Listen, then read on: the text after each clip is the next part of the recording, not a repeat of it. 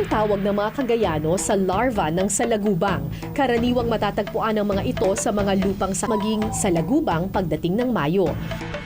Para sa mga magsasakang tulad ni Marlon, pesteng maituturo. Nangangagat ba to? Yung tinatanggal natin na dumi ng abaling, lupa lang naman ito kasi hindi naman sila kumakain ng maski ano. Kailangan malinis na malinis yung abaling para hindi siya lasang lupa. Pati suka, Tapos bawang. bawang. Ayan, kumikilos pa eh. Maluluto na lang sila sa suka. So, ito na yung aling na nilagyan natin ng suka kaserola. Pakukuluan natin siya ng konti. Hintayin nating matuyo yung mismong suyo na yung ating suka. Maya-maya medyo magka-brown na siya. Pag hindi na tumunog yung mantika, Luto na luto yun. na yun siya. Ano po? Masarap siya. Masarap.